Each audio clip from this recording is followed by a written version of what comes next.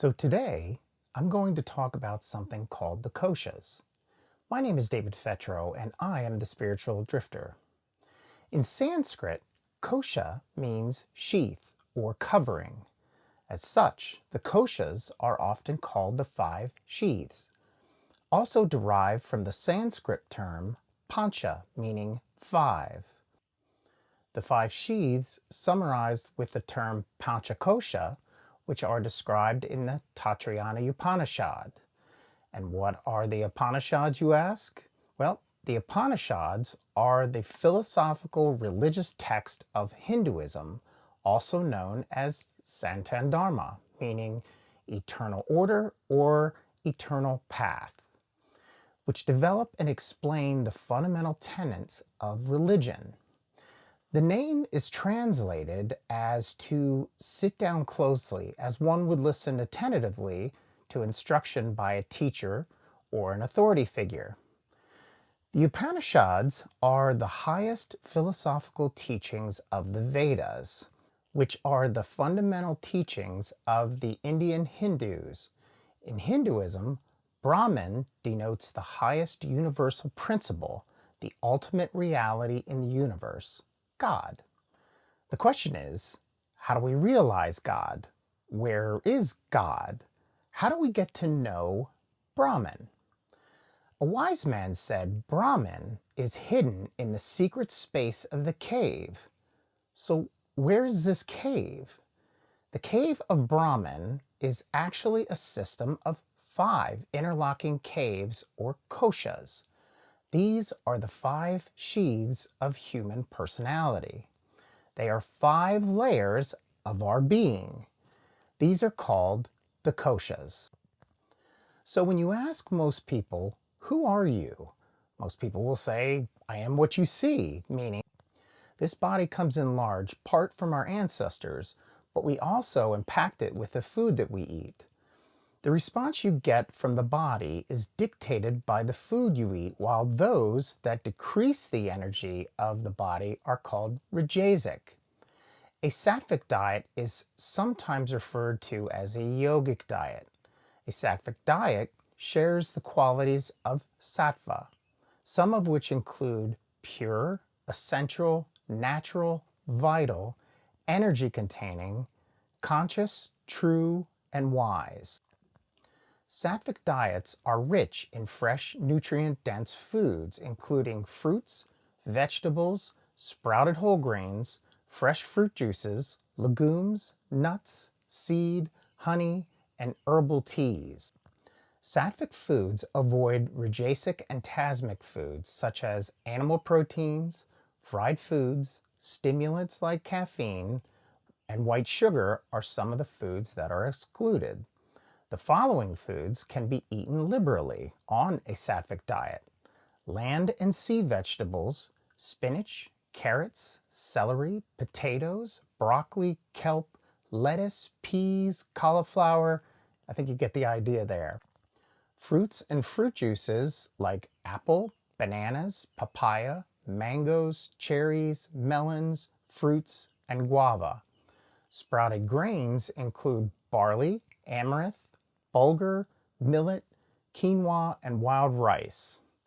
Nuts, seeds, and coconut products includes walnuts, pecans, Brazil nuts, pumpkin seeds, sunflower seeds, sesame seeds, unsweetened coconut, and flax seeds. Fats and oils include avocado oil, olive oil, sesame oil, red palm oil, flax oil, and ghee. Also included is almond milk, coconut milk, cashew milk, nut, and seed-based cheeses.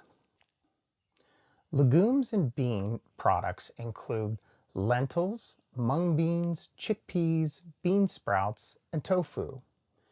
Beverages include water, fruit juice, and non-caffeinated herbal teas. Sattvic spices and herbs include coriander, basil, nutmeg, cumin, fenugreek, turmeric, and ginger. Sweeteners are honey and jaggery. Jaggery is a type of cane sugar. In the United States, we call it unrefined sugar. The following foods and ingredients should be avoided on the sattvic diet. Added sugars and sweets, including white sugar, high fructose corn syrup, candy, and soda. Fried foods that include French fries, fried vegetables, fried pastries, basically anything fried. Processed foods like chips, sugary breakfast cereals, fast food frozen dinners, and microwave meals.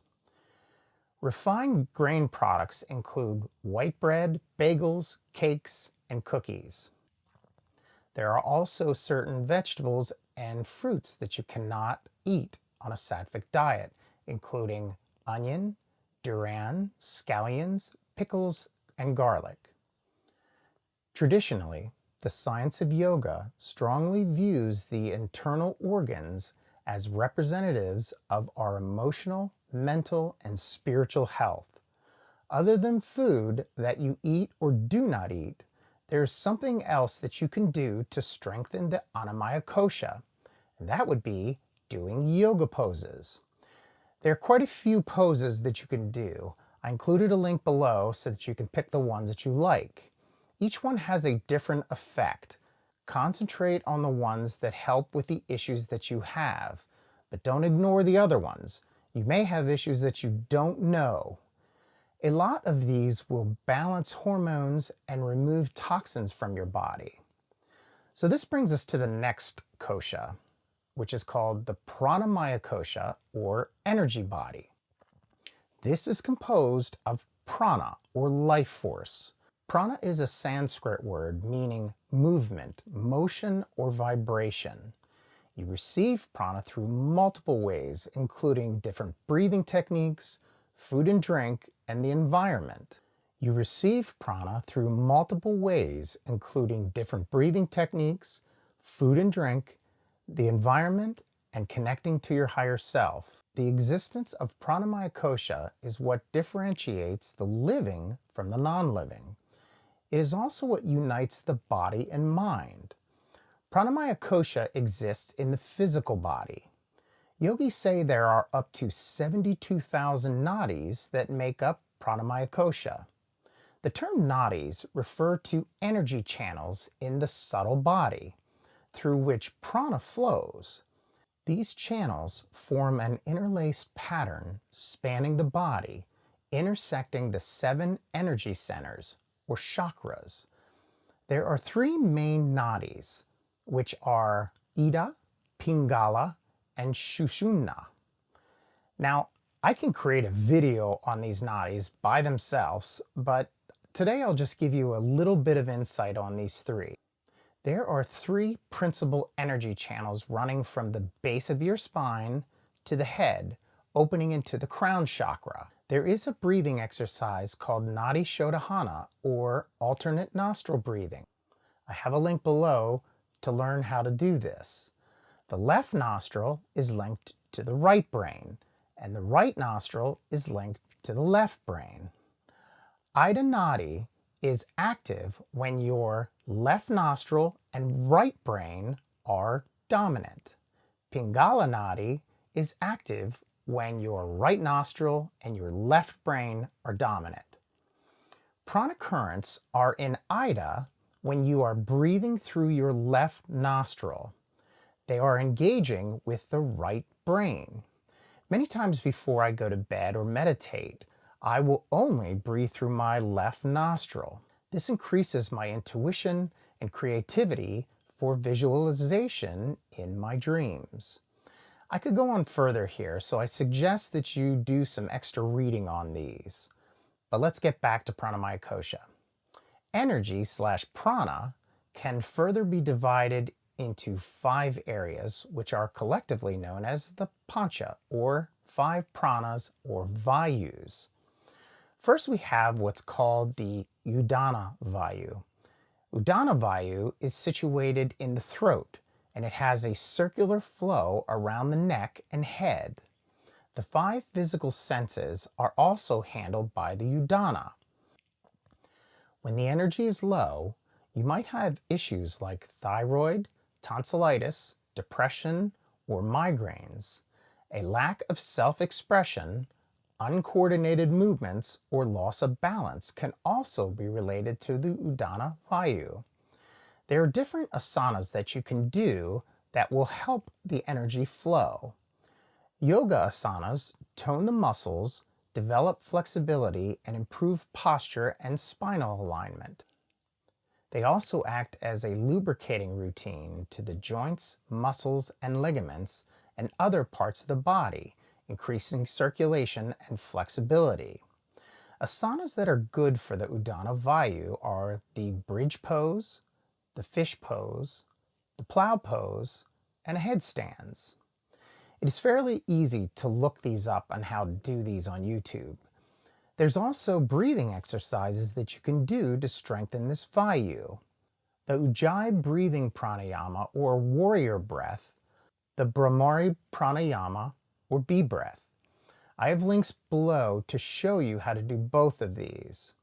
So the second VAYU is the Prana VAYU. This is located in your chest. This VAYU is the fundamental energy in the body, which directs and feeds into the 4 other VAYUs. It is responsible for the respiratory system, the cardiovascular system, and the immune system. So the following ailments, like the common cold, flu, chest infections like bronchitis, and general low energy, can be managed by increasing the Prana VAYU in your body. You can also experience shortness of breath, anxiety, and low energy. When the Prana VAYU is strong, your mental acuity increases, multitasking and emotional stability both are enhanced. Practicing pranayamas like Bhastrika, Nadi, Shodhana, and Ujjayi pranayama will quickly strengthen this VAYU. So the next VAYU we have is called the SAMANA VAYU, located between the diaphragm and navel. Samana is a Sanskrit word meaning equal or balance. So it acts as a balancer or equalizer from the 2 opposing forces, prana and apana. This VAYU is responsible for the digestive system, absorbing the nutrients from the food we eat and convert it to energy. Different ailments would be like indigestion or lack of nutrient absorption. A weaker or dysfunctional samana VAYU can also manifest as poor judgment and low confidence and lack of motivation.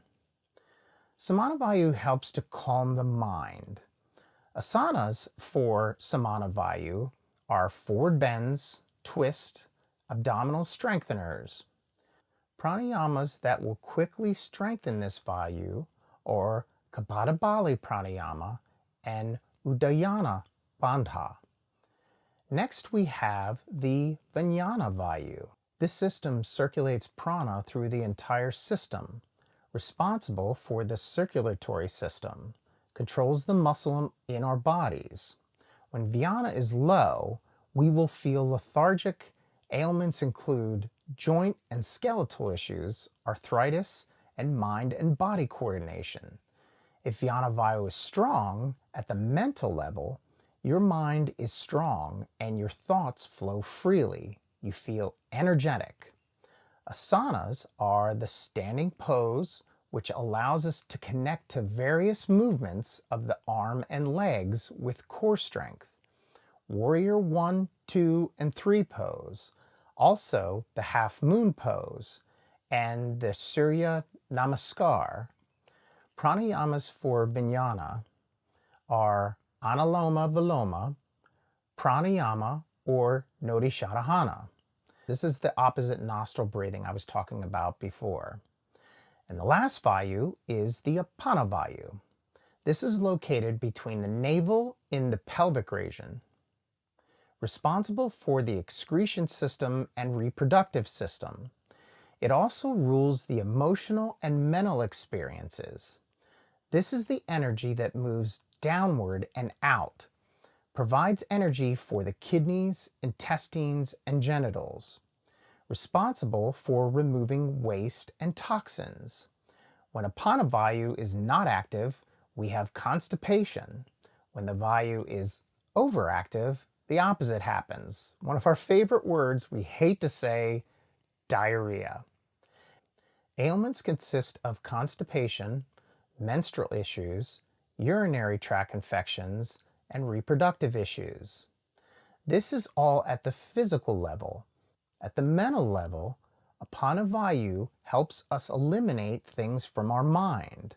When Apana VAYU is weak, the mind will be pondering around with all kinds of unwanted thoughts. Asanas that help this VAYU are, and I'm not going to say this word, I'll put it up here. This is also the wind relieving pose, the Panasana, and another one I can't say. A pranayama for this apana is the Ashwini mudra.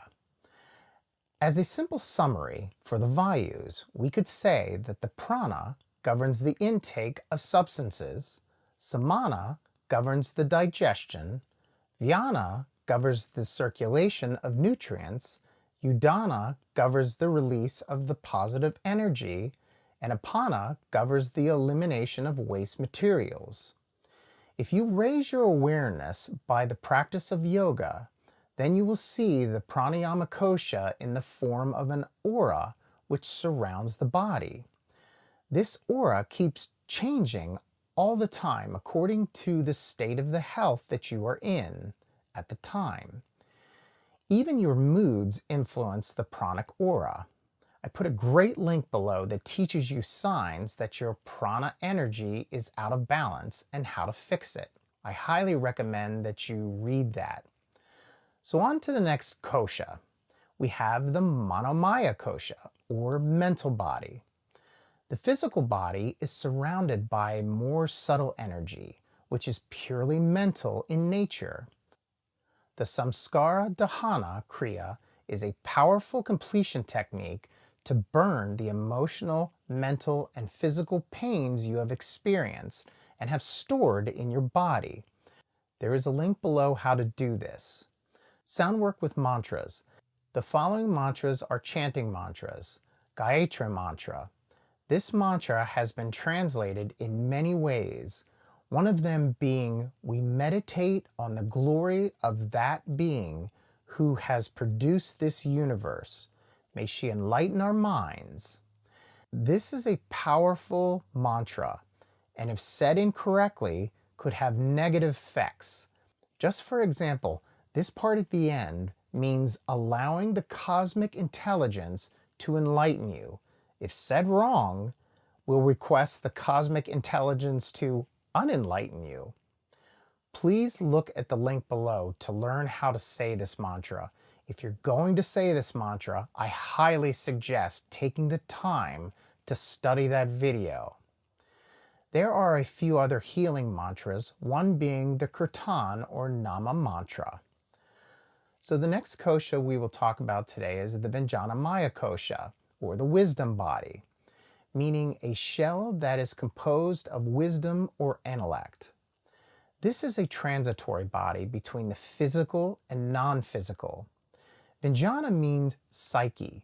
Vijnana is a Sanskrit word from the prefix 5, and jhana meaning knowledge or awareness, inner perception, or experience.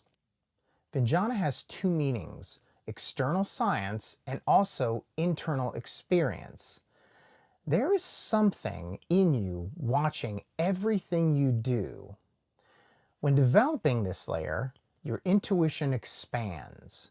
You can separate your emotional drama from yourself. I spoke about this in a video I did on anger, but it's really about any type of emotion. You can take some time and watch this video by clicking on the link above, and then coming back to finish this video. We can create something called a sankalpa. A sankalpa is a Sanskrit term in yogic philosophy that refers to a heartfelt desire, a solemn vow, an intention, or a resolve to do something that is a short positive state of intent.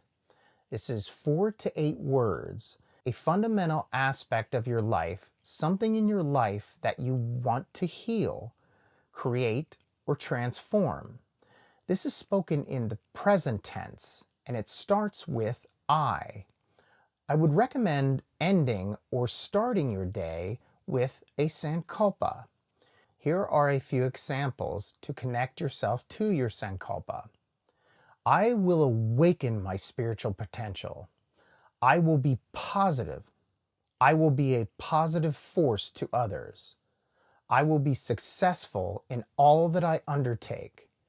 I will be more aware and efficient. I will achieve total health. So you say these with intense emotions.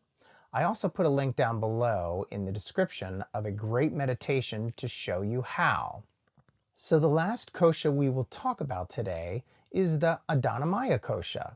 This is the bliss body, which is non-physical in nature. It is the closest layer to consciousness. It is the source of our capacity for joy in life. When we touch it, we become blissful. Most people believe that happiness comes from the exterior of ourselves, when in fact, happiness originates internally. So for example, if you look at a flower and it brings you joy, it is not the flower bringing you joy, but the eternal capacity to allow this to happen. This is the same premise of love. Someone doesn't give you or bring you love. Love is created from the inside. The person only triggered the love inside of you. There is nothing that you can do to strengthen this layer. This layer comes when you work on all previous 4 layers. You begin to understand you are part of the whole. There is one mantra called the Aham Brahmasi. It is translated as I am Brahman, or less literally as I am divine. It reflects the ultimate goal of yoga, union with the higher self. So I want to thank you for watching this video. I sincerely hope it has helped you in a huge way. If you liked the video, please click the thumbs up and subscribe with the bell icon to be notified when I put out new videos. This helps with the YouTube algorithm that helps me to free up some time to make more videos. Also, if you feel inclined, I have a link below for donations. I don't make anything off of YouTube videos yet, and a donation would be much appreciated. And please have a truly amazing day.